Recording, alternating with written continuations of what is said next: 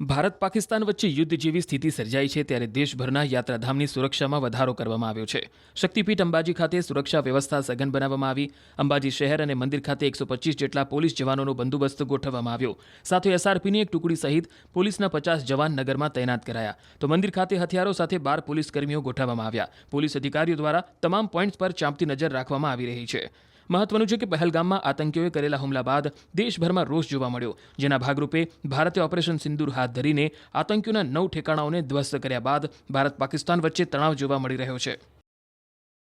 હાલ તબક્કે ભારત પાકિસ્તાન વચ્ચે જે રીતે પરિસ્થિતિ વણસેલી છે અને યુદ્ધની પરિસ્થિતિ જોવા મળી છે ત્યારે કહી શકાય કે ગુજરાતના તમામ યાત્રાધામોને એલર્ટ કરાયા છે। તેમાં અંબાજીનું જે શક્તિપીઠ અંબાજી ધામ છે તેને પણ પોલીસે સતર્ક અને એલર્ટ કરી દેવાય છે। ચુસ્તો પોલીસ બંદોબસ્ત ગોઠવાય છે। આપ જે રીતે જોઈ રહ્યા છો અહીંયા હથિયારધારી જે જવાનો છે જવાનો તૈનાત કરાયા છે। કહી શકાય છે કે અંબાજી મંદિર અને ટાઉનમાં લગભગ 125 જેટલો અલાયદો પોલીસ બંદોબસ્ત ગોઠવવામાં આવે છે, જેના અંદર એસઆરપી ટીમ, ક્યુઆર ટીમ, સઘન સુરક્ષાના વિશેષ જવાનો સાથે ખાનગીમાં પોલીસ જવાન જે છે સઘન સુરક્ષાના છે, જે એસઆરપી, જીઆરડી, હોમગાર્ડ સહિતના જવાનો જે છે અત્યારે અંબાજી ખાતે તૈનાત કરવામાં આવ્યા છે। લગભગ 150નો અલાયલો બંદોબસ્ત અંબાજી ખાતે ગોઠવેલો છે। આમ અંબાજી મંદિરની સુરક્ષા જે છે સઘન અને કડક કરી દેવાય છે। હાલની આ પરિસ્થિતિ મુજબ અંબાજી મંદિર તથા ટાઉનની સુરક્ષા માટે ટોટલ લોકલ પોલીસ સ્ટાફ છે 50 જેટલો, પ્લસ 25 જેટલો સઘન સુરક્ષાનો મંદિરનો સ્ટાફ છે।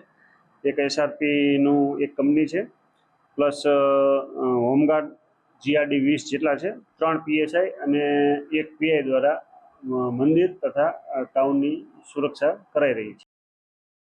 ભારત પાકિસ્તાન વચ્ચે યુદ્ધ જેવી સ્થિતિ સર્જાઈ છે ત્યારે દેશભરના યાત્રાધામની સુરક્ષામાં વધારો કરવામાં આવ્યો છે। શક્તિપીઠ અંબાજી ખાતે સુરક્ષા વ્યવસ્થા સઘન બનાવવામાં આવી।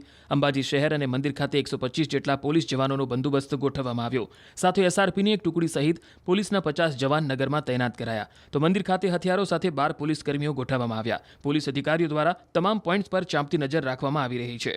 મહત્વનું છે કે પહેલગામમાં આતંકીઓએ કરેલા હુમલા બાદ દેશભરમાં રોષ જોવા મળ્યો, જેના ભાગરૂપે ભારતે ઓપરેશન સિંદૂર હાથ ધરીને આતંકીઓના 9 ઠેકાણાઓને ધ્વસ્ત કર્યા બાદ ભારત પાકિસ્તાન વચ્ચે તણાવ જોવા મળી રહ્યો છે।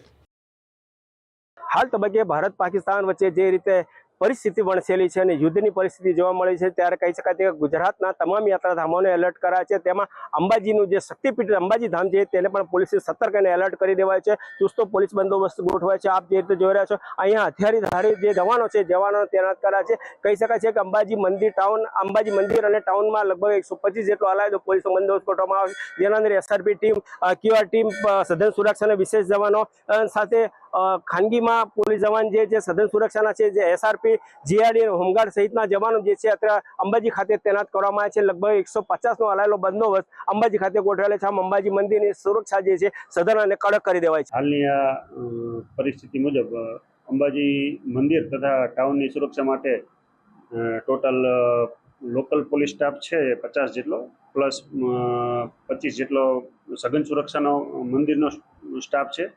એક એસઆરપીનું એક કંપની છે, પ્લસ હોમગાર્ડ, જીઆરડી 20 જેટલા છે, 3 પીએસઆઈ અને 1 પીઆઈ દ્વારા મંદિર તથા ટાઉનની સુરક્ષા કરાઈ રહી છે।